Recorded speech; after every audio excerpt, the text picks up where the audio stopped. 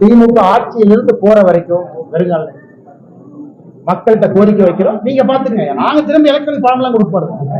நீ 1000 கோடி கொடு, வீட்டுக்கு எல்லாம் பணம் கொடுக்காம தான் மறுபடியும் எலக்ட்ரல் நிற்போம். இனி சரி போறது கிடையாது. திமுக ஆட்சியிலிருந்து வெளியே போற வரைக்கும் வருங்கால இனி பாத்துக்கலாம். வாங்க சும்மா அந்த வடக்கு தெற்கு திமுக என்கின்ற போர்வை இருந்தனால மட்டும்தான் இந்த அக்யூஸ்ட் அந்த பொண்ணு மேல கை வச்சிருக்காங்க. இது வெரி சிம்பிள். இது மூளை இருக்கக்கூடிய, ஆறறிவு இருக்கக்கூடிய எந்த மனிதனுக்கும் கூட தெரியும் எப்படி அந்த எஃப்ஐஆர் வெளியே வந்துச்சு. போலீஸ் டிபார்ட்மெண்ட்டை தவிர அந்த எஃப்ஐஆர் யாரும் வெளியே விட முடியும்? அது ஒரு எஃப்ஐஆர் சார். ஒரு படிக்காத எழுதுனா கூட ஒழுக்கமா ஒரு எஃப்ஐஆர் எழுதுவோம். அதுல குற்றம் செஞ்சது அந்த பொண்ணா, குற்றம் செஞ்சது அந்த அயோக்கியனானே சந்தேகமா இருக்கு. ஏதோ பொண்ணு குற்றம் செஞ்ச மாதிரி எஃப்ஐஆர் எழுதிருக்கு. அதையெல்லாம் படிச்சா ரத்தம் கொதிக்குது. என் காதலனுக்கு நான் கிஸ் கொடுத்துக்கிட்டு இருந்தேன். இதெல்லாம் ஒரு எஃப்ஐஆர் சார். காக்கி சட்டையை போட்டுட்டு அந்த ஸ்டேஷன்ல ஒருத்தவங்க எஃப்ஐஆர் எழுதிருக்கீங்க. வெக்கமா இல்லையா உங்களுக்கு? வெக்கமா இல்லையா? நீங்க மனுஷங்களா? நீங்க அதுக்கு அமைச்சர் கேள்வி கேட்கிறார். 3 மாசம் தமிழ்நாடு அமைதி பூங்காவா இருந்துச்சாமா, இந்த அண்ணாமலை திரும்பி வந்தானாமா, மறுபடியும் கலவரம் வெடிச்சு. வெக்க பண்ணியா நீங்க தான் மினிஸ்டரா இருக்கிறது? வெக்க பண்ண. இந்த ஒரு கட்சி பொறுப்பில் இருக்கிறனால மரியாதையா பேசிட்டு ஒரு தேசிய கட்சியினுடைய மாநில தலைவர் இந்த வெங்காய பொறுப்புல இருக்க. வீதிக்கு தனி மனிதனா வந்தா வேற மாதிரி இருக்கும். கேட்டா வடக்கு தெற்கு மயில், வடக்கு தெற்கு எத்தனை நாளைக்கு அந்த இளவுல சாவறது? எத்தனை நாளைக்கு சாவறது? நாளைக்கு காலையில் இன்னும் ஆரம்பம் பண்ணுவாரு திமுக. டாக்ஸ் கொடுக்கல, மயிர் கொடுக்கல, மட்டை கொடுக்கல. எனக்கு நானே சாட்டை அடி கொடுக்கக்கூடிய நிகழ்வை காலை 10 மணி என்னுடைய வீட்டுக்கு வெளியே நடத்தப்போம். நான் எனக்கு முருகபெருமானுக்கு சூர சமகாரம். சில நேரத்தில் நாம் எதற்காக அரசியலில் இருக்கின்றோம் என்கின்ற கேள்வி நம்ம எல்லோருக்கும் வரும். பவர்களாக இருக்கிறோமா, இல்ல நாமளும் 10ஓட 11 இருக்கிறோமா, இல்ல அரசியல் எதுவுமே நடக்காத ஜனநாயகத்துல ஒரு பிரச்சனை வந்தவுடன் 1 மாசம் கழிச்சு இன்னொரு பிரச்சனை வரும். மக்கள் எல்லாத்தையும் மறந்துடுவாங்க. கொஞ்ச நேரம் பேசாம இருங்கண்ணே, சேர்ல உட்காருங்கண்ணே. கொஞ்ச நேரம் பேசாம சேர்ல உட்காருங்க. ஒரு பிரச்சனை வந்தவுடன் 1 மாசம் கழிச்சு அடுத்த பிரச்சனை வரும். இதை மறந்துட்டு அடுத்த பிரச்சனைக்கு போயிடும். அப்புறம் பாரதிய ஜனதா கட்சி ஏதாச்சும் கையில் எடுத்ததுன்னா ஹிந்தி தீர்ப்புன்னு சொன்னாங்கன்னா அது 1 மாசம் நாங்க ஹிந்தி தீர்ப்பு இல்லை இல்லைன்னு சொல்லுவோம். வடக்கு தெற்குன்னு சொன்னாங்கன்னா 1 மாசம் நாங்க வடக்கு தெற்கு இல்லை இல்லைன்னு சொல்லுவோம். பாதி நேரத்தில் நானே என்ன இந்த கட்சியினுடைய தலைவராக கேட்டிருக்கேன். உண்மையாலுமே நம்ம தமிழ்நாட்டில் அரசியல் தான் பண்ணிட்டு இருக்கோமா? நம்ம செய்யக்கூடிய அரசியல் மக்களுக்கு பயன்படுதா, இல்ல சித்தாந்தம் சித்தாந்தம் என்று தொங்கிக் கொண்டு ஏதோ ஒரு விஷயத்தை பேசிட்டு இருக்கிறோமான்னு பல இடத்தில் நானே எனக்கு கேள்விகள் கேட்பேன். இன்று காலையிலிருந்து எனக்கு நான் கேட்கக்கூடிய கேள்விகள முக்கியமான கேள்வி, நான் அரசியலே தொடர வேண்டுமா என்கிற கேள்வி. தமிழகத்துல பட்ட பகல்ல ராஜ்பவன்ல இருந்து 1.5 கிலோமீட்டர் தொலைவுல அண்ணா யூனிவர்சிட்டிக்குள்ள ஒரு பில்டிங்க்கு பின்னாடி, அதுவும் குறிப்பாக அந்த கிறிஸ்துமஸ் இரவு எல்லோரும் பேட்ரோல்ல நைட்டு மாஸ் இருக்கு, ஸ்பெஷல் மாஸ் எல்லாம். 2 குழந்தைங்க ஸ்பெஷல் மாஸுக்கு போயிட்டு வர்றாங்க, போகணும்னு நினைக்கிறாங்க, அந்த இடத்துக்கு போகணும்னு நினைக்கிறாங்க. அந்த குழந்தைகளை எந்த அளவுக்கு கொடூரமாக சித்திரவதை செய்து எதற்காக ஒரு பெண்ணாக இந்த பூமியிலே பிறந்தோம் என்று சிந்திக்க வைக்கும் அளவுக்கு ஒரு கொடூரமான செயல் சென்னையில நடந்திருக்கு. அது வழக்கம் போல அது அரசியல் ஆயிடுச்சு. அதனால் பாரதிய ஜனதா கட்சி இதை வன்மையாக கண்டிக்கின்றோம் என்று சொல்வதை விட எங்களுடைய அரசியல் பாதையை தீர்மானிக்க வேண்டிய தருணமாக இந்த நிகழ்வை நான் பார்க்கின்றேன், கருதுகின்றேன். தமிழகத்தில் பெண் குழந்தைகள், பெண்கள் பாதுகாப்பா இருக்காங்களான்னு கேட்டீங்கன்னா நிச்சயமா இல்லை. அவர்கள் மீது நடக்கக்கூடிய குற்றங்கள் ஒரு நாள் அதிகமா தான் இருக்கு, எப்பவுமே குறையலைங்க. இதை பொறுத்தவரை முக்கிய குற்றவாளி திராவிட முன்னேற்ற கழகத்துல ஒரு பொறுப்புல, கைதை பகுதியில ஒரு பொறுப்புல, வட்ட பொறுப்புல இருக்கக்கூடிய ஒரு ஆள். அதுவும் ஏதோ முதல் குற்றம் 2வது குற்றம் கிடையாதுங்க. குற்றம் செய்து வெளியே வந்து பல குற்றங்கள் இருக்கக்கூடிய ஒரு ஆள் திமுகவிலே தன்னை இணைத்துக் கொண்டு இந்த மாதிரி முக்கியமானவங்க பக்கத்துல ஒரு புகைப்படமோ அவங்க பக்கத்துல இருப்பது போல முகநூல்ல பதிவு செய்வதற்கு ஒரு புகைப்படம் தேவைப்படுது. அந்த கட்சியில ஒரு பதவி தேவைப்படுது. இது போன்ற அமைச்சர்கள் கூட நின்று ஏதோ போட்டோக்கு போஸ்ட் கொடுத்தாங்க, நாங்க என்ன செய்யறது திமுக சொல்லி இவங்க போட்டோக்கெல்லாம் போஸ்ட் கொடுக்கல. பாருங்க, இவர்கள் எல்லாம் திமுகவினுடைய நிகழ்வுல பங்கெடுக்கக்கூடிய பொறுப்பில் இருக்கக்கூடிய தொண்டர்கள். ஒரு முக்கியமானவர்களுக்கும் சால்வை அணிவிப்பது, திமுகவுடைய முக்கியமான நிகழ்வுல பங்கெடுப்பது. எங்க பாருங்க, மக்களுக்கு சாப்பாடு போடுறேன்னு சொல்லி சாப்பாடு போட்டிருக்காரு பாருங்க திமுக சார்பாக. அமைச்சர்களோடு கட்சி பொறுப்பாளர் இல்லைன்னு சொல்றாங்க. இந்த பத்திரிகை அன்பர்களுக்கு கொடுக்குறோம். கட்சி பத்திரிகையில அவருடைய பெயர் பொறுப்போடு இருக்கும் பாருங்க. இந்த பத்திரிகை, இந்த கட்சி பத்திரிகை உங்களுக்கு இந்த பத்திரிகையாளர் சந்திப்பு முடித்த பிறகு தருகின்றோம். பாருங்க, கட்சி பொறுப்பை பாருங்க, பேரை பாருங்க. ஏன்னா உங்களால ஜூம் பண்ணி பார்க்க முடியாது. முரசொலியில அவரை பற்றி வந்திருக்கக்கூடிய பொறுப்புன்னு இருக்கக்கூடிய அந்த மனுஷனை பாருங்க. ஆனா இன்னைக்கு நம்ம என்ன சொல்றோம்னா, திமுக தான் இருந்தாரா இல்ல பாரதிய ஜனதா கட்சி வேலை இல்லாம இந்த அண்ணாமலை ஏதோ ஒன்று நேற்று வந்து கிளப்பி சொல்லிட்டு இருக்காரா? எங்களுடைய குற்றச்சாட்டு ஒரு திமுக இருக்கிறது குற்றச்சாட்டு இல்லைங்க. ஒரு குற்றவாளி இதே போல ஒரு கொடூர செயலை செய்தவன் திமுகவிலே தன்னை இணைத்துக் கொண்டு அமைச்சர்கள் பக்கத்தில் நின்று அங்க இருக்கக்கூடிய லோக்கல் போலீஸ் ஸ்டேஷனுக்கு நான் திமுக காரன் அப்படிங்கிற புகைப்படம் தேவைப்படுது. அதை வைத்து அந்த போலீஸ் ஸ்டேஷன்ல இருக்கக்கூடிய ரவுடி ரெஜிஸ்டர்ல அந்த பேர் வரக்கூடாது. ரவுடி ரெஜிஸ்டர் பேர்ல இருந்தா 21 நாளைக்கு ஒருக்கா நீங்க போலீஸ் ஸ்டேஷனுக்கு கூப்பிடுவீங்க. என்னப்பா பண்ற, இந்த மாசம் பேங்க் அக்கௌண்ட் எவ்வளவு பணம் வந்துச்சு? ஏன்னா நானும் காவல்துறையில 9 ஆண்டுகள் குப்பை கொட்டி இருக்கின்றேன். பக்கத்து வீட்டுக்காரனை வந்து சாட்சி சொல்ல நீ ஒழுக்கமா இருக்கேன் கையெழுத்து போட சொல்லி ரவுடி ரெஜிஸ்டர் நடக்கக்கூடிய, ரவுடி பெயரில் நடக்கக்கூடிய விஷயம், அதுக்கு போகக்கூடாது என்பதற்காக இந்த புகைப்படம் தேவைப்படுகிறது. அரசியல் அங்கீகாரம், அடையாளம் தேவைப்படுது. அதை வைத்து மறுபடியும் ஒரு குற்றத்தை செய்திருக்கிறான். இதுதான் எங்களுக்கு கோவம். அவன் திமுக இருக்கிறது எங்களுக்கு கோவம் இல்லை. திமுக என்கின்ற கட்சி போர்வை இன்னைக்கு குற்றம் செய்வர்களுக்கு தேவைப்படுகிறது. அங்க இருந்து அப்படியே அமைச்சர் பக்கத்துல போனாவே அந்த லோக்கல் ஸ்டேஷன் ஹவுஸ் ஆபீசருக்கு, கிரைம் கான்ஸ்டபிளுக்கு, இன்டெலிஜென்ஸ் பார்க்கக்கூடிய ஹெட் கான்ஸ்டபிளுக்கு தெரியும், அவன் திமுக அந்த பையன் நல்ல பையன், அமைச்சர் கூடவே சுத்துறானே, அந்த பையன் நம்ம ஸ்டேஷன்ல கூப்பிட்டு ரவுடி பரேட் நடத்தினா நம்மளே வச்சு செஞ்சு தண்ணி இல்லாத காட்டுக்கு மாத்திடுவாங்கன்னு. திமுக என்கின்ற போர்வை இருந்தனால மட்டும்தான் இந்த அக்யூஸ்ட் அந்த பொண்ணு மேல கை வச்சிருக்கான். இது வெரி சிம்பிள். இது மூளை இருக்கக்கூடிய, ஆறறிவு இருக்கக்கூடிய எந்த மனிதனுக்கும் கூட தெரியும். திமுக கட்சி பொறுப்பு இருக்கு, திமுக அமைச்சர்களோடு இருக்கிறாங்கிற ஒரே காரணத்துக்காக மட்டும்தான் ஸ்டேஷன்ல என்கொயரி பண்ணல. இதே போல ஒரு குற்றத்தை அவன் செய்திருக்கின்றான். அதே குற்றத்தை 2வது முறை செய்திருக்கின்றான். இதுக்கு நீங்க அடிச்சீங்க பாருங்க பெல்டி அமைச்சர்கள். எஃப்ஐஆர் எப்படி சார் லீக் ஆச்சு? இந்தியா முழுவதுமே crime criminal tracking network system CCTNS எல்லா போலீஸ் ஸ்டேஷனும் இணைக்கப்பட்டிருக்கிறது fibre optic cable. Data entry பண்ணோடனே மாஸ்டர் சர்வருக்கு போகும். அது ஒரு கண்ட்ரோல் ரூமுக்கு ஒரு எஸ்பி இருக்கார், இன்ஸ்பெக்டர் இருக்கார். எப்படி அந்த எஃப்ஐஆர் வெளியே வந்துச்சு? போலீஸ் டிபார்ட்மெண்ட் தவிர அந்த எஃப்ஐஆர் யாரும் வெளியே விட முடியும்? எல்லாமே இன்டர்நெட் புரோட்டோகால் ப்ரொடெக்டட். அவ்வளவு ஈஸியா ஹேக் பண்ண முடியாத சிஸ்டத்தை. அது ஒரு எஃப்ஐஆர் சார்? ஒரு படிக்காத எழுதுனா கூட ஒழுக்கமா ஒரு எஃப்ஐஆர் எழுதுவோம். அதுல குற்றம் செஞ்சது அந்த பொண்ணா, குற்றம் செஞ்சது அந்த அயோக்கியனானே சந்தேகமா இருக்கு. ஏதோ பொண்ணு குற்றம் செஞ்ச மாதிரி எஃப்ஐஆர் எழுதிருக்கு. அதையெல்லாம் படிச்சா ரத்தம் கொதிக்குது. நான் என்னுடைய காதலனோடு நான் போனேன், ஒதுக்குப்புறமாக ஒதுங்கி இருந்தேன், என் காதலனுக்கு நான் கிஸ் கொடுத்துக்கிட்டு இருந்தேன். இதெல்லாம் ஒரு எஃப்ஐஆர் சார்?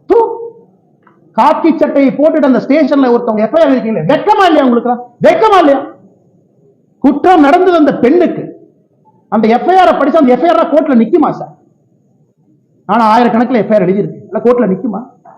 அந்த பொண்ணு ஏதோ தன்னுடைய காதலனோடு பிரைவேட்டா ஒரு மொமெண்ட் ஸ்பெண்ட் பண்ணதாகவும் கிஸ் கொடுத்துக்கிட்டு இருந்ததாகவும், இவன் புதர் மறைவிலிருந்து வெளியே வந்து புகைப்படத்தை எடுத்து மிரட்டி, என்ன சார் என்ன இதான் ஒரு எஃப்ஐஆர் டிராஃப்டிங்கா?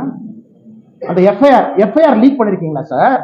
பொண்ணு பேரு, மொபைல் நம்பர், அப்பா பேரு, ஊரு, வெக்க பண்ணும்.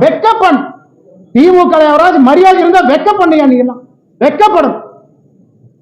பொண்ணு ஊரு, அப்பா, அந்த என்ன அந்த பொண்ணு குடும்பத்தையே நாசம் பண்ணிட்டீங்க. 7 தலைமுறைக்கு ஒரு அடையாள இதை கொடுத்துருக்கீங்களா? கருப்பு புள்ளியை கொடுத்துருக்கீங்களா? மனுஷங்களா நீங்க?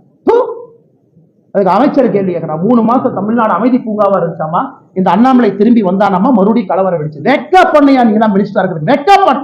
இந்த ஒரு கட்சி பொறுப்பில் இருக்கிறனால மரியாதையா பேசிட்டு, தேசிய கட்சியினுடைய மாநில தலைவர் இந்த வெங்காய பொறுப்புல இருக்க, அதனால மரியாதையா பேசணும்னு சொல்லி கொடுத்தனால மரியாதை கொடுத்த கூட்டலாம் பேசிட்டு, வீதிக்கு தனி மனிதனா வந்தா வேற மாதிரி இருக்கும். நான் பேசுறது பிரதமர் மோடி அவரை ரிஃப்ளெக்ட் பண்ணுங்கிறதுக்காக ரொம்ப அமைதியா நாகரிகமா பேசிட்டு, வெக்கப்படணும். வெக்கப்படும். திமுக இருந்தா நான் சொல்லியா, திமுக பொறுப்புல அவன் இருந்தனாலதான் போலீஸ் ஸ்டேஷன் அவனை செக் பண்ணல. அவனை போலீஸ் ஸ்டேஷன்ல செக் பண்ணாதனாலதான் அவன் தைரியமா வெளியே வந்தான். அவன் தைரியமா வெளியே வந்தான். அந்த எஃப்ஐஆர் படிச்சா ரத்தம் கொதிக்க வேணாம், ரத்தம் கொதிக்க. என்ன எஃப்ஐஆர் டிராஃப்ட் பண்ணிருக்கீங்க? என்ன எஃப்ஐஆர் டிராஃப்ட் பண்ணி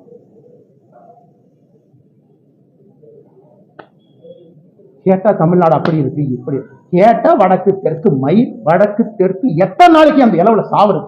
எத்தனை நாளைக்கு சாவறது? 60 வருஷமா வடக்கு தெற்கு. நாளைக்கு காலையில் இன்னும் ஆரம்பம் பண்ணுவாரு திமுக. டாக்ஸ் கொடுக்கல, மயிர் கொடுக்கல, மட்டை கொடுக்கல. அது உட்காந்து காலங்காலத்தில் பிரஸ் மீட்ல வேலை இல்லாம நானும் பேசிட்டு இருப்பேன். இவ்வளவு கொடுத்தோம், இவ்வளவு டாக்ஸ் அளந்து கொடுத்தோம், இவ்வளவு அள்ளி கொடுத்தோம். மக்கள் பிரச்சனை யாராச்சும் பேசுறோமா? ஐயா, தமிழ்நாடு அரசியல மக்கள் பிரச்சனை பேசுறோமா? சாரி துப்புரமா இருக்கு அரசு, சாரி துப்புரமா இருக்கு. அதனால்தான் இதற்கு ஒரு முடிவு கட்ட வேண்டும் என்று முடிவு செய்திருக்கிறோம். இந்த அரசியல் நீ ஆகாதுங்க, இந்த அரசியல் ஆகாது. ஆனால் மாநில தலைவராக இந்த கட்சியினுடைய தொண்டனாக நான் ஒரு சங்கல்பம். ஐயோ கட்சினா வந்து ஆர்ப்பாட்டம் பண்ணுவாங்க. எத்தனை ஆர்ப்பாட்டம் பண்றீங்க? சென்னையில ஆர்ப்பாட்டம் பண்ண போனா முன்னாள் ஆளுநர் அரெஸ்ட் பண்ணி உள்ள வச்சிருக்கேன், நாயை பிடிக்கிற மாதிரி பிடிச்சு. மாநிலத்தினுடைய துணைத் தலைவர் கருணாகராஜன், எங்களுடைய சகோதரர், எத்தனை டைம் பாரதிய ஜனதா கட்சி எத்தனை டைம் அரெஸ்ட் பண்ணுவீங்க? நாங்க எங்களுக்கு தனியா எங்களுக்கு வீட்டுக்கு ரோடு போடுங்க ஆர்ப்பாட்டம் பண்றோமா? இல்ல எங்க வீட்டுக்கு தண்ணி சிறுவாணி தண்ணி வரலைன்னு ஆர்ப்பாட்டம் பண்றோமா? கைது பண்ணி நைட்டு 11:30 வரைக்கும் டாய்லெட் இல்லாத மண்டபத்துல பார்த்து அடைச்சு வச்சு எத்தனை சித்திரவதை தொண்டாங்க பண்ணிப்பா. அதனால இன்னி உங்களுக்கு இந்த ஆர்ப்பாட்ட வேலையெல்லாம் இல்லை. இன்னிலிருந்து நாங்க வேற மாதிரி தான் உங்களுக்கு டீல் பண்ண போறோம். நாங்க ஆர்ப்பாட்டம் பண்ண கலெக்டர் ஆபீஸ் வருவோம். எங்க ஆளு எல்லாம் காலங்காத்தால 8 மணிக்கு கிளம்பி வருவாங்க. நீங்க அப்படியே ஒரு 1000 போலீஸை போட்டு நாயை பிடிக்கிற மாதிரி 2 பேர்த்த பிடிச்சிட்டு போகலாம். நாளையிலிருந்து ஆர்ப்பாட்டம் அப்படி கிடையாது. ஒரு வீட்டுக்கு வெளியே ஆர்ப்பாட்டம் நடக்கும். நீ 10,000 போலீஸ் இறக்கிய பார்த்தலாம். நான் ஒரே இடத்துல அப்படியே என் தொண்டனை கூட்டிட்டு வருவேன், லட்டு அமுத்துற மாதிரி அமுத்திட்டு போயிருவீங்க. ஒரு வீட்டுக்கு முன்பு நாளை பாரதிய ஜனதா கட்சியின் தொண்டன் காலையில 10 மணிக்கு வெளியே வந்து நிப்பான். தன்னுடைய தாய்க்காக சகோதரிக்காக குரல் கொடுப்பான். இந்த அண்ணாமலை நாளைக்கு என்ன செய்ய போறேன்னு சொல்ற கேள்வி. எல்லா பலத்தையும் பயன்படுத்திட்டோம், பேசிட்டோம். என்ன உங்க கையில ஊடக பலம் இருக்கு, உங்க கையில சினிமா துறை இருக்கு. ஒரு படத்தை எடுத்து வடக்கு தெற்கு நீ பிடிச்சா வேலை முடிஞ்சு போச்சு. உங்க கையில எல்லாம் அவா விருது கொடுக்கறதுக்கு பேசுறதுக்கு ஆள் இருக்கிறாங்க. சமூக நீதினு பேசுறதுக்கு 10 பேர் இருக்கான். பாரதிய ஜனதா கட்சியில சமூக நீதி இல்லைன்னு பேசுறதுக்கு 50 பேர் இருக்கான். அதனால் நாளை எனக்கு நானே சாட்டை அடி கொடுக்கக்கூடிய நிகழ்வை காலை 10 மணி என்னுடைய வீட்டுக்கு வெளியே நான் நடத்தப்போம்.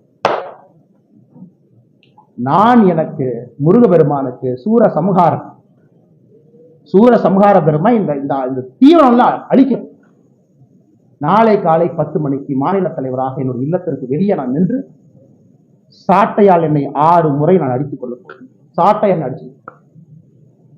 நாளையிலிருந்து திமுக என்கின்ற கட்சி தமிழகத்தில் ஆட்சியிலிருந்து அகற்றப்படும் வரை நான் செருப்பு போட மாட்டேன். இந்த அரசியல் நானும் 3 வருஷம் பண்ணி பார்த்துட்டேன். முடிவு வரும், முடிவு வந்தே ஆகும். சும்மா இத்தனை நாளைக்கு எத்தனையாக நானும் வண்டி ஓட்டுறேன். வந்தது வேறு, செய்வது வேறு, நடந்து கொண்டிருப்பது. நாளையிலிருந்து திமுக ஆட்சியிலிருந்து அகற்றப்படும் வரை இந்த பத்திரிகையாளர் சந்திப்பு முடிச்ச செருப்பை கழிச்சுன்னா நீ ஆட்சியிலிருந்து இறங்குற வரைக்கும் நான் செருப்பு போட மாட்டேன். பார்க்கல. நாளையிலிருந்து 48 நாட்கள் நான் விரதம் இருக்க போகிறேன். பிப்ரவரி 2வது வாரம் முடியும். 6 படை வீட்டுக்கு நான் போவேன். முருகபெருமான்ட்ட முறையிட போறேன். எல்லாத்திட்டையும் முறையிட்டாச்சு. நேஷனல் கமிஷன் ஃபார் உமன் முறையிட்டாச்சு. வேலை இல்லாம லெட்டர் எழுதி 3 பேர் வேலை இல்லாம. அம்மா வாங்கம்மா, தயவு செஞ்சு குடிங்கம்மா, இவங்கெல்லாம் வயலேட் பண்ணிட்டாங்கம்மா, செக்ஷனை பாருங்கம்மா. எத்தனை கடிதம் ஹியூமன் ரைட்ஸ் கமிஷன் 15 எழுதி எழுதியாச்சு. நேஷனல் கமிஷன் ஃபார் உமன் வேலையெல்லாம் 30 எழுதி ட்விட்டர்ல போறதா வேலை. இன்னி பார்த்துக்கலாம் அரசியல், இன்னி பார்த்துக்கலாம். நாகரீகமான அரசியல் இந்த பவுண்ட் பை. நீங்க அநாகரிகமா பேசுறீங்க, சோசியல் மீடியால குடும்பத்தை எடுக்கிறீங்க, என்ன வேணாலும் நீங்க பேசுறீங்க. கேட்டா அப்படியே கட்சி போறதுக்கு ஒழிஞ்சுக்கு. நாளையிலிருந்து என்னுடைய அரசியலும் அப்படித்தான் இருக்கும். மாநில தலைவர் கட்டுப்பாடு, இனி ஆரோக்கியமான அரசியல், விவாதம், மரியாதை. ஆனா எதுக்கு மரியாதை கொடுக்கணும்? எதுக்கு மரியாதை கொடுக்கணும்? பெண்களுக்கு, குழந்தைகளுக்கு பாதுகாப்பு இல்லாத ஒரு மாநிலத்தில் எதுக்கு உனக்கு மரியாதை கொடுக்கணும்? எதுக்கு மரியாதை கொடுக்கணும்? அரசியல் கட்சியில நீ மரியாதை வெங்காயம்லாம் கிடையாது. ஆனா நீங்க வாங்கின இந்த இஷ்யூ பேசுங்க, எத்தனை இஷ்யூ தமிழ்நாட்டில் பேசுறேன். ஆனா டங்ஸ்டன் இஷ்யூ டெல்லிக்கு போங்க, எத்தனை டைம் போறோம். ஆனா மீத்தேன் பிரச்சனை ஆச்சுன்னா டெல்லிக்கு போங்க, எத்தனை டைம் போறோம், எத்தனை போறேன். இதேதான் வேலை. அதனால் நாளை எனக்கு நானே சவுக்கடி காலை 10 மணிக்கு என்னுடைய இல்லத்திற்கு வெளியே நான் கொடுத்துட்டு பாரதிய ஜனதா கட்சியோட எந்த தொண்டனையும் இது நீங்கள் செய்ய வேண்டாம் என்று நான் அன்போடு சொல்லுவேன். நீங்க யாரும் செய்ய வீட்டுக்கு வெளியே வந்து நிற்க வேண்டியது உங்களுடைய கடமை. ஒரு சகோதரியோடு சகோதரனோடு அவர்களோடு நாங்கள் இருக்கின்றோம் என்று உணர்த்த வேண்டியது நம்முடைய கடமை. தீய சக்தி அழிக்கப்பட வேண்டும், தமிழகத்தில் அழிக்கணும், வேற வழி இல்லை. படிக்கிறோம் பாருங்க, எத்தனை கேங் ரேப், எத்தனையா பண்ணுவீங்க, என்னையா பண்ணுவீங்க தெரியாம கேட்கிறேன். 14/8/2024 gang rape of M woman accused யார்? கவிதாசன். என்ன நடத்தினா? உதயநிதி ஸ்டாலின் ஃபேன் கிளப் ஒருத்த நாள். 2/1/2023 youth wing of DMK sexual assault of woman police constable லட்சணத்துக்கு விளங்கி. 22/3/2022 gang rape of 22-year-old woman in Virudhunagar after blackmailing ஒரு வீடியோ. கேட்டா கட்சி அப்படி யாருமே இல்லை, பொய் சொல்றாரு. அண்ணாமலை வந்ததுக்கு அப்புறம் அது வேலையை நாம் செய்யறாரு. அதனால் பத்திரிகை நண்பர்களே, வேறு வழி எங்களுக்கு இல்லை. மக்களுடைய கவனத்தை ஈர்ப்பதற்கு எங்களுக்கு வழி இல்லை. சாமானிய மிடில் கிளாஸ் பையன் கொதிக்கணியா? மிடில் கிளாஸ் ஆள் எந்திரிக்கணும். அவன் எந்திரிக்காமலாம் அரசியல் எந்த மாற்றம் இல்லை. சும்மா அப்படியே பேசிட்டே வண்டி ஓட்ட வேண்டியதான். 1 country 1 election, அது 1 மாசம் ஓட்டு, இது 1 மாசம் ஓட்டு, டங்ஸ்டன் 3 மாசம் ஓட்டு, மீத்தேன் ஹைட்ரோ கார்பன் 6 மாசம் ஓட்டு. அவ்வளவுதான். நம்ம எல்லாம் மறந்துடும். எதுக்காக இருக்கிறோம், என்ன வேலை செய்யும். அதெல்லாம் மறுபடியும் நான் சொல்வது, நடுத்தர வாழ்வு வாழக்கூடிய நீங்க தயவு செஞ்சு வெளியே வாங்க, பேசுங்க, கேள்வி கேளுங்க. ரோட்ல வந்து நில்லுங்க, நாளைக்கு கேளுங்க. லோக்கல் எம்எல்ஏ தெரியும், உங்க ஓட்டு நீங்க போட மாட்டேங்குது தெரியும். இந்த இலவச பணத்தை எல்லாம் எலெக்ஷன் அப்ப தூக்கிடுவோம், இப்ப எலெக்ஷன் தெரியும். ஆனால் பத்திரிகை நண்பர்களுக்கு என்னுடைய அன்பான வேண்டுகோள், நீங்கள் அதை கேட்கறீங்க, மீடியால டிபேட் வைக்கணும், விவாத பொருள் வைக்கணும். நாமளும் மனுஷங்க தான், அதே சாப்பாடு சாப்பிடுறோம், 6 அறிவு இருக்கு. நம்ம வீட்டுல நடந்ததுதான் சும்மா இருப்போங்களா? கத்தி எடுத்து வெட்ட போக மாட்டோம். விவாத பொருள் பேசவே வர சொல்லு. எதுக்கு அப்படி பண்றேன்னு கேளு. ரிப்பீட் ஆஃபெண்டரா எதுக்கு ரவுடி ஷீட்ல வைக்கலன்னு கேளு. பொறுப்பேற்று கமிஷனர் விலகி சொல்லு. குறைந்தபட்ச டெப்டி கமிஷனர் வீட்டுக்கு போச்சு. ஆனால் இதை சொல்ல வேண்டும் என்பதற்காகத்தான் அந்த பத்திரிகை சந்திப்பு. இதை தவிர வேற எந்த இது சம்பந்தமான கேள்விகளுக்கு நான் பதில் சொல்றேன்.